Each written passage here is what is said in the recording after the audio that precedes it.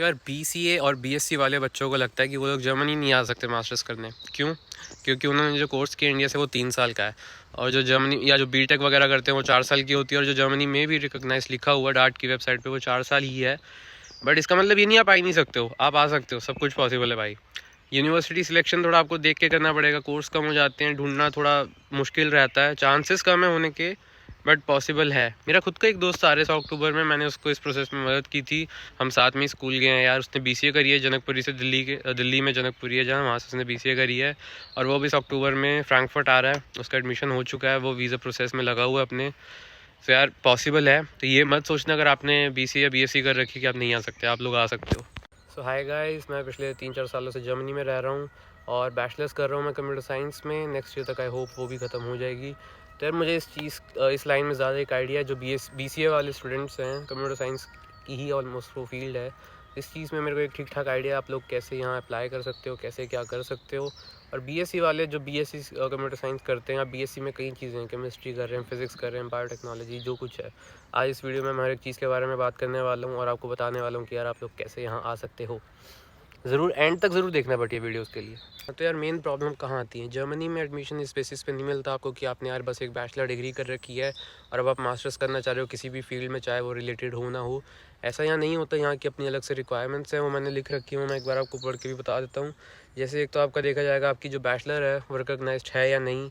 उसके बाद जो आपके कोर्स हैं मास्टर्स प्रोग्राम के, जो आपने जो आप कोर्स चूज़ कर रहे हो वो आपके बैचलर से बिल्कुल भी रिलेटेड है या नहीं। आपने बैचलर्स में वो आपके मॉड्यूल्स थी उससे रिलेटेड या नहीं थी तो कितनी थी, आपके क्रेडिट पॉइंट्स कितने थे उस पूरे में। कई चीज़ें ऐसी रहती हैं। उसके बाद आपके टोटल क्रेडिट्स भी इनफ हैं कि नहीं, वो आपको नहीं पता होगा कितने होने चाहिए। उसके लिए आपका ग्रेड रिक्वायरमेंट अच्छा होना चाहिए। अच्छा हो तो बेटर है, कम पे भी हो जाता है, बट डिपेंड करता है कितना कम। बट मैं कहूँगा कि यार 8 CGPA अगर आपकी है तो आपके ठीक ठीक चांस है। 8 से कम पे ना, आजकल कंपटीशन काफ़ी बढ़ गया है, चांसेस कम हो जाते हैं इस चीज़ में। अगली चीज़ है कि आपके लिए लैंग्वेज रिक्वायरमेंट क्या है। मास्टर्स के लिए आ रहे हो, इंग्लिश ही होएगी I hope, I guess mostly लोगों की।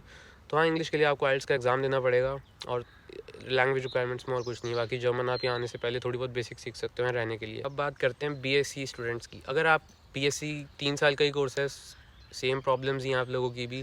और अगर आपने BSc कंप्यूटर साइंस कर रखी है तो आपका प्रोसेस भी यार BCA वालों जैसा ही रहेगा। अब BSc कई चीज़ों में होती है। अब आपने कंप्यूटर साइंस के अलावा मान लो किसी और चीज़ में किया, जैसे आपने मैथमेटिक्स में किया या स्टैटिस्टिक्स में किया है, तो अब आपके कोर्स जो हैं थोड़े अलग रहेंगे जो आप ले सकते हो। लाइक आप MSc इन मैथ्स कर सकते हो, या फिर आप स्टैटिस्टिक्स में कर सकते हो, AI में कर सकते हो, या जितनी भी मैथ्स से रिलेटेड फील्ड्स हैं। और वैसे ही अगर आपने फिज़िक्स में BSc कर रखा है तो वहीं आप उससे रिलेटेड चीज़ों में कर सकते हो, जैसे फिज़िक्स, रिन्यूएबल एनर्जी, या फिर आपका फोटोनिक्स हो गया, डेटा साइंस हो गया। डेटा साइंस में भी आप लोग कर सकते हो। तो ऐसे ही हर एक BSc का एक अलग वो आ जाता है, उन्हीं में आप लोग अप्लाई कर सकते हो। जैसे बायोलॉजी आपने कर रखी है, केमिस्ट्री कर रखी है, बायोटेक कर रखी है, लाइफ साइंसिस में BSc करी है, कई सारे होते हैं BSc में। तो वही है, जिस चीज़ से आपने किया उसी चीज़ के रिलेटेड में आप अप्लाई कर सकते हो। ऐसा नहीं कि आपने यार बायो में कर रखा है बट अब मास्टर्स किसी और चीज़ में करना चाह रहे हो, कंप्यूटर साइंस में करना चाह रहे हो, नहीं, आपका ऐसा नहीं होगा, एडमिशन आपको उसमें नहीं मिलेगा।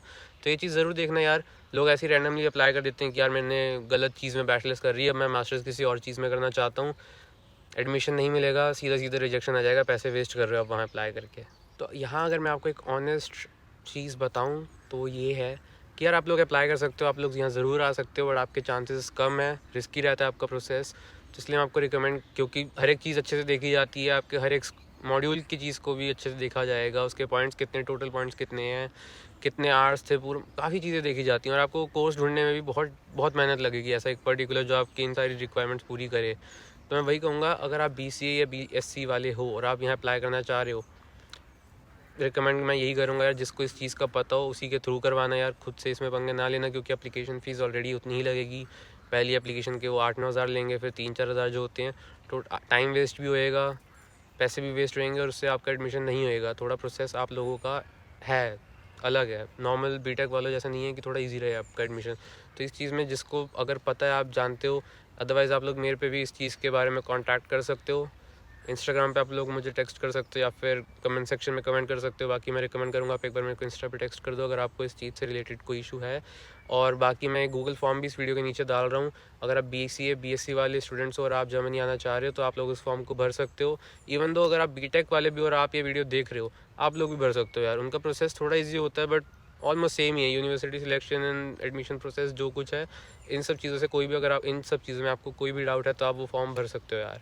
मैं ज़रूर सबको पर्सनली कांटेक्ट करूँगा उसके बाद, एंड देन बात करेंगे क्या प्रॉब्लम है, क्या दिक्कत है, कैसे क्या होना है।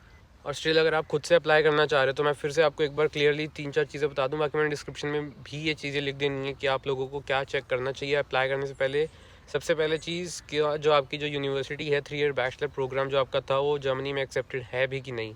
उसके बाद जो आपकी डिग्री है वो रिकॉग्नाइज्ड है कि नहीं। उसके बाद जो आपका बैचलर प्रोजेक्ट है, पता नहीं क्या चला गया है यहाँ से, जो आपका बैचलर था वो आप जिसमें मास्टर्स करना चाह रहे हो उससे वो कनेक्टेड है, रिलेटेड है या नहीं है। आपके क्रेडिट पॉइंट्स कितने हैं, वो इनफ है कि नहीं है अप्लाई करने के लिए। आपके सिलेबस में जो रिक्वायर्ड सब्जेक्ट्स हैं वो कवर्ड हैं ऑलरेडी, आपने वो पढ़ रखे हैं बैचलर्स में।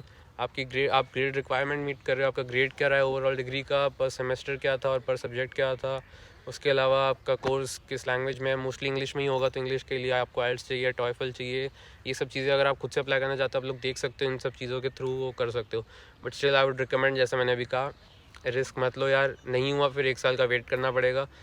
आ जाने के बाद कुछ मैटर नहीं करेगा अगर आपने किसी को थोड़े बहुत पैसे दे दिए, कंसल्टेंसी को दिए या किसी को भी दिए। बेटर है कि आप पहले ये सब करके आ जाओ, क्योंकि कंपटीशन भी हर साल बढ़ते जा रहे हैं इन चीज़ों में। सो हाँ यार, यही था इस वीडियो के लिए। आपको अगर अभी भी कोई डाउट रह जाता है आप कमेंट सेक्शन में कमेंट करके पूछ सकते हो, इंस्टाग्राम पे टेक्स्ट कर सकते हो। बट उससे पहले नीचे मैंने 2 फॉर्म्स डाल रखे हैं BCA BSc वालों के लिए। पहला तो जो यहाँ आना चाह रहे हैं और जो सीरियस हैं, उसके दूसरा फॉर्म जो है वो लैंग्वेज के लिए, अगर आप लैंग्वेज सीखना चाह रहे हो वो भी आप एक बार फॉर्म भर सकते हो। उसके बाद मैं आपको कॉन्टैक्ट कर लूँगा एंड जितनी मेरे से यार मदद हो सकेगी मैं ज़रूर करूँगा। लाइक आपकी प्रोफाइल इवैल्यूएशन हो गया, यूनिवर्सिटी शॉर्ट लिस्टिंग हो गया, कोर्स सिलेक्शन हो गया, जितना कुछ हो सकेगा मैं ज़रूर करूँगा। तो हाँ यार, यही था। अब मिलते हैं नेक्स्ट वीडियो में। बाकी यार ये देख लो आप, कितनी सुंदर जगह, बंदे यहाँ आके पढ़ते हैं भाई।